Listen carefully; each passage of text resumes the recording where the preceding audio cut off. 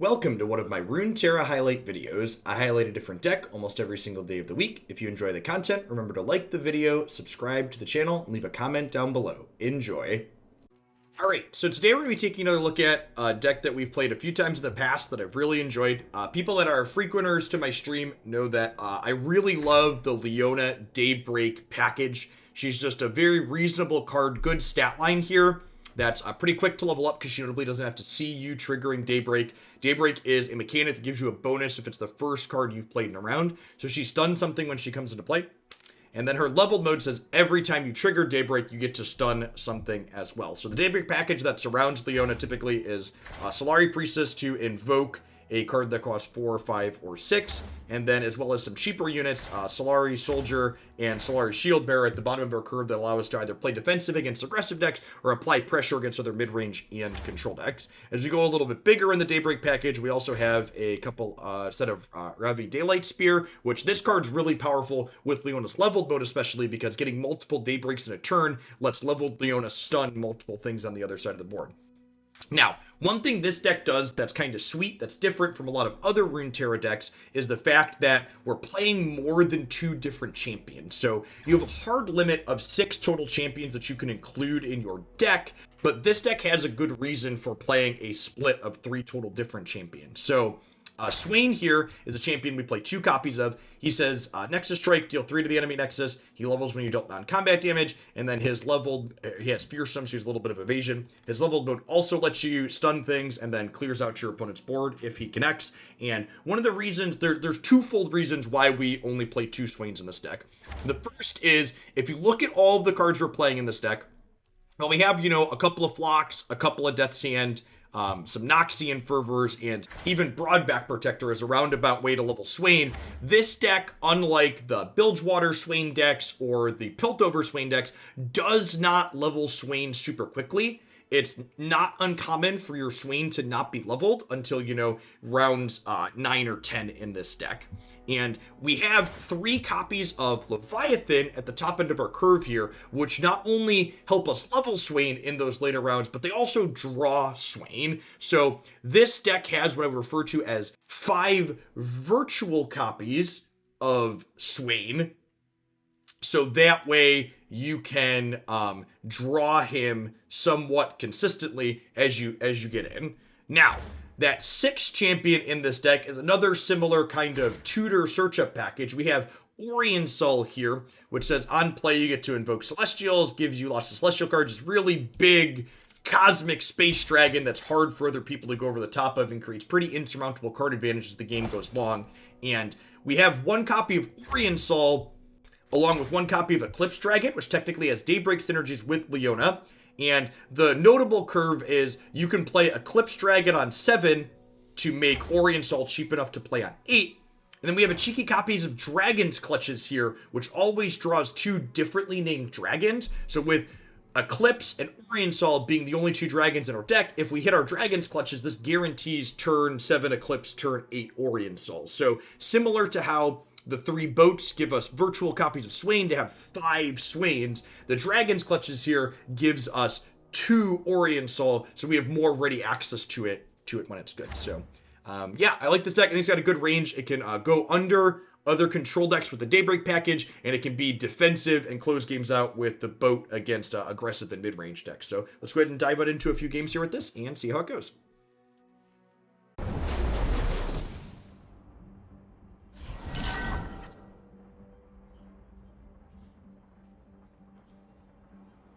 I actually completely disagree with you, Sassy Magic Carp, but I think you're just objectively wrong.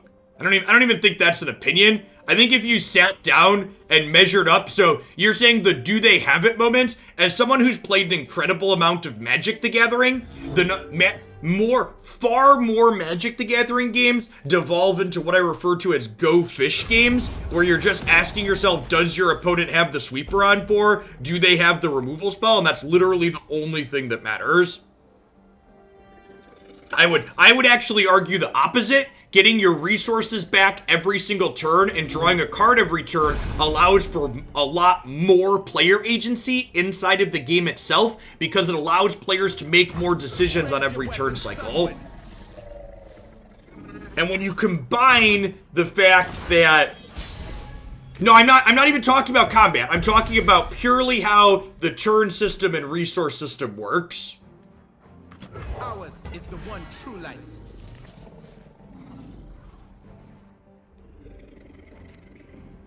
I think both players playing every turn and getting resource every turn and drawing a card every turn is amazing. I think it is the reason why Runeterra has more player agency, more in-game decision-making than any other card game I've ever played. Yes, yeah, exactly what Bob Ross Sauce Boss says there. God bless you, Twitch usernames, Bob Ross Sauce Boss.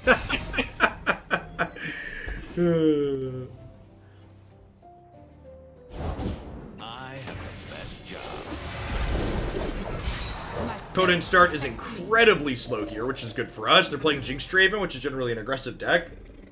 K-Web, thanks for the follow. I appreciate that. And a bunch of new folks in here today. If you're new to the channel, welcome. My name's Jeff Hoagland. I stream full-time here on Twitch. I do Runeterra is probably about half the content that I do. It's the game I play the most. I think this game's really excellent. Right, it's got a really special product here that I think I'm excited to see how it evolves over the next few years.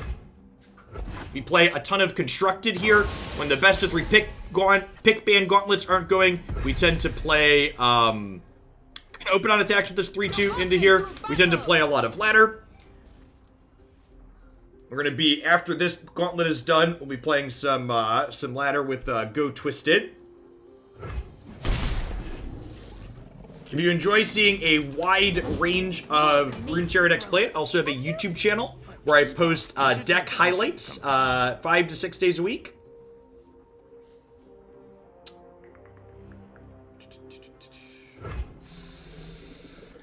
Oh, quick attack. Am I just playing this as a 2/7? I think I'm just playing this as a 2/7. Everyone here? I'm at 20, so it's not going to damage itself.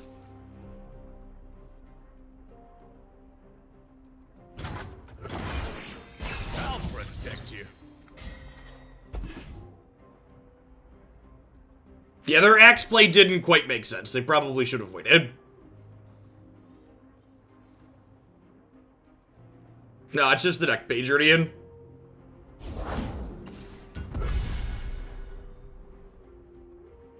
I mean, that's a decision.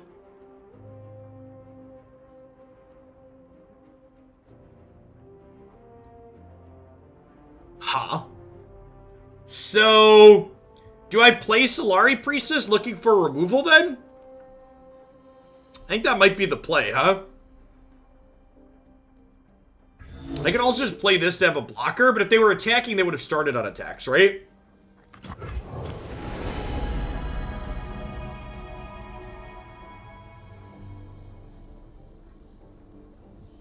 Yeah, then there's the question of, do I even want to kill the University, though? It might just be Meteor Shower, right? Just to kill the Jinx? I think Jinx is actually scarier than University, right?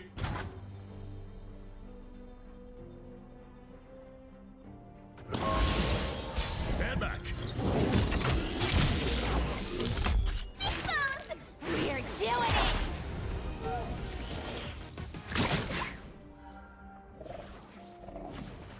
Now it's a party! Yep, yeah, Death's Hand's gonna get to kill Draven this turn, which is nice. So, this, for people who haven't seen this card before, it discards their hand each turn and creates 3 random cards in their hand and grants them fleeting, so they have to use them or lose them every turn. One thing worth noting with this one, too, is this explicitly can't generate champions, right? I don't think I've ever seen this generate champions in the number of times we've had it down. Pao Lee, thanks for the follow. Welcome to Finlandia. Got me!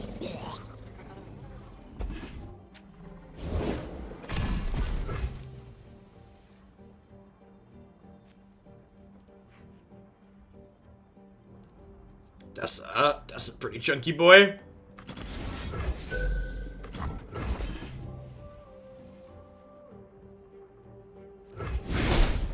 Beautiful face. Swain is now at, is that 7, 8 out of 12?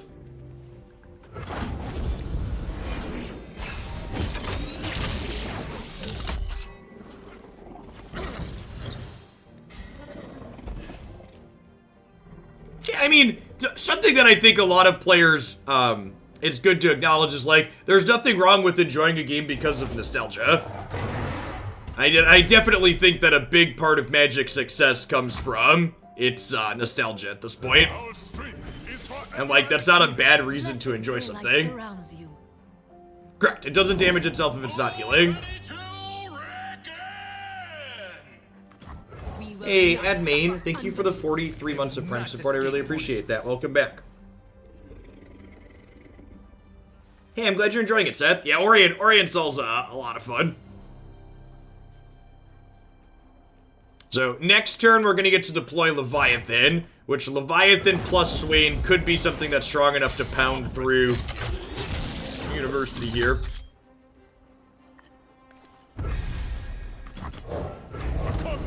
So, Leviathan draws us Swain, and then every turn this deals 3 damage to my opponent, 1 damage 3 times. So this levels Swain, dealing non-combat damage, and then once he's leveled, it starts stunning their back row units to allow us to attack in for lethal. Elephant Chapeau, thanks for the follow.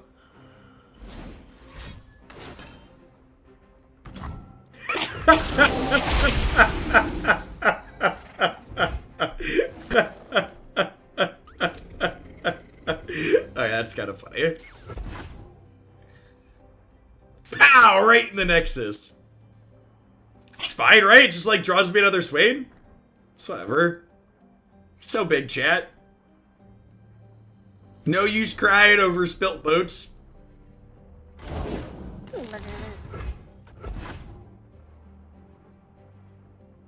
Yeah, like now broadback level Swain, right?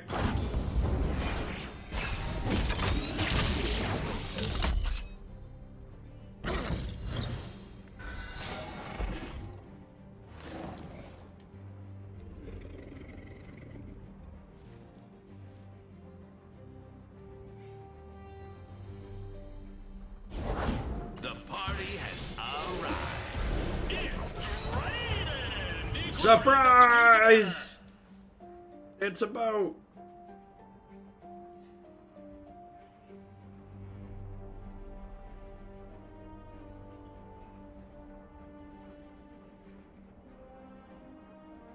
There aren't that many random generations to deal with this, so they attack with this. I'm just gonna trade with my 5/5. And then we can play a Solari Soldier post-combat. Battlecaster in Noxus steps up. Gaze into the light.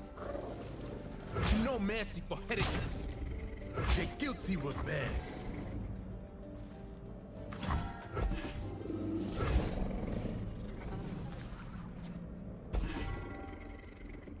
We just take this hit here. I want to keep the life total on this high, so that way they have fewer cards that answer it.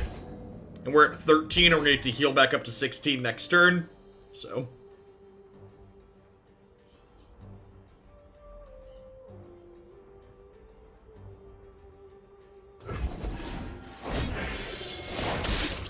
Time for the moneymakers. I mean, they might as well use the axe, right? They're going to lose it otherwise. They've just got a bunch of fleeting cards.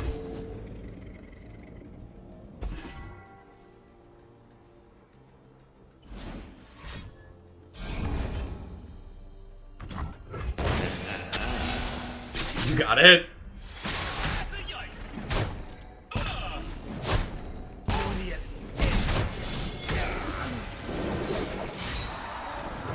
Morning's optic. But pretty sure we just want to go wide here, so we can have plenty of blockers. What is gained when we return malevolence? They could have leveled Draven there. Yeah, it's a good catch.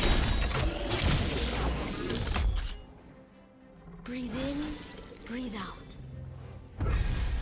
Ha! You know, so I know we just drew Oriental, but I'm pretty sure Swain's the better play here.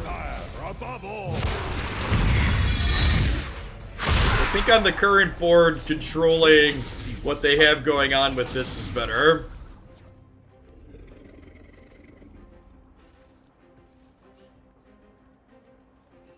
Yeah, I think getting Swain going with the Leviathan is better here.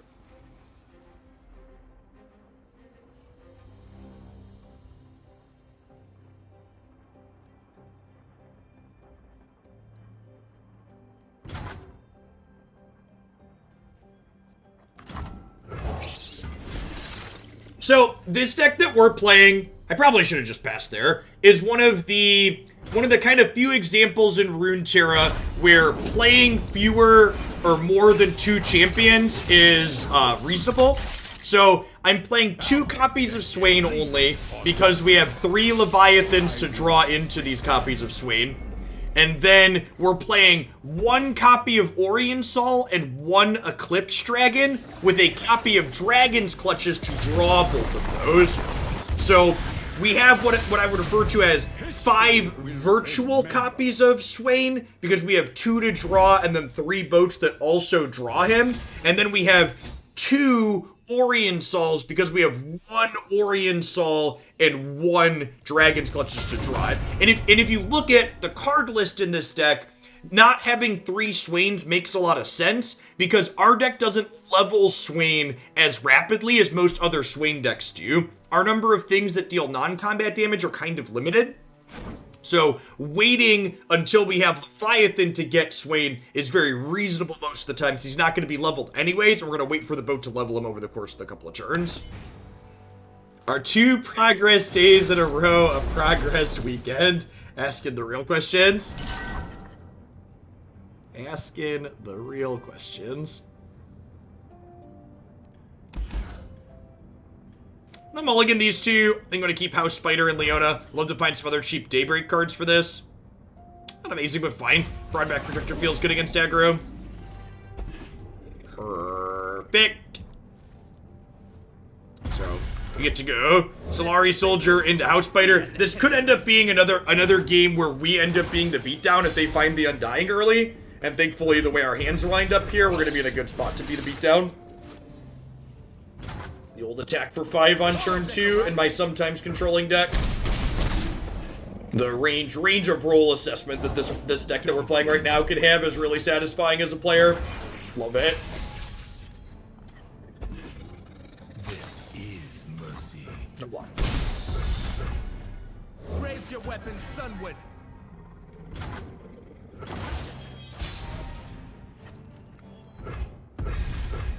My lovely lady love. Check her out. Carry her light across the mountain. Leona. She's lovely, chap. The light, it's blinding. Yep. You've spent 7 mana to kill my 4-drop that tempoed your 2-drop. Good chat. Get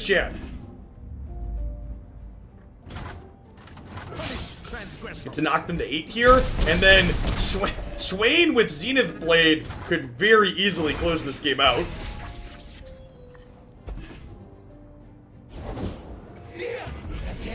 We have guess. Vision to see what others cannot.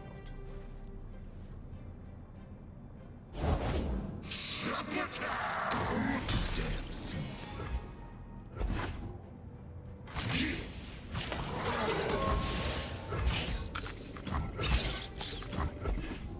Right, if they have second vengeance, we're gonna have a game here. If they don't have second vengeance, the Swain's gonna murder them.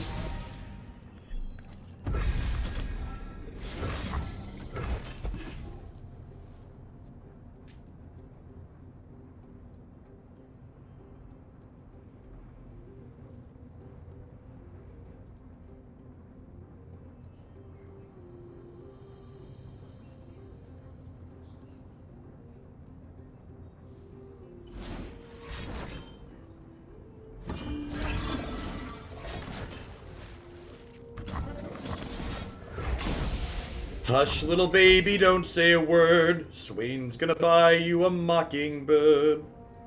Do you have another +2/+2? You do not.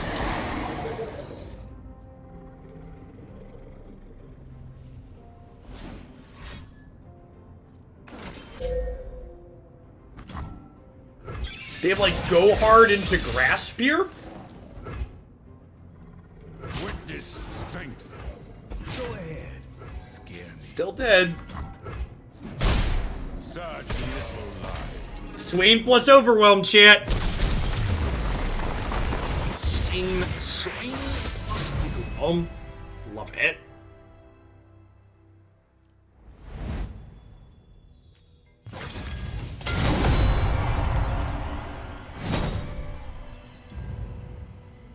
You know, I might have to throw. I think I might throw this Leota Swain deck up on the website. Like, I've really been impressed. I was really impressed with this in that set, and we played it. That's our third time playing it on stream. We played it in Pick Band Gauntlets twice now, and we did a full standalone set with it as well. Like, I really feel like that last game was such a good example, or the games we played in that set really showed the great example of the range that this deck has. Like that last game, for example, where we just like had this incredible beatdown with Solari Soldier into House Spider to apply a lot of pressure, but we also have games where like we're a very controlling deck that's difficult for other people to go over the top of because of our Leviathans, Orion Sol, etc. Yeah, I think so. I am missing the Prime Glories from the weeks it was Singleton, but I have 4 out of 5. So, yeah, that was a lot of fun.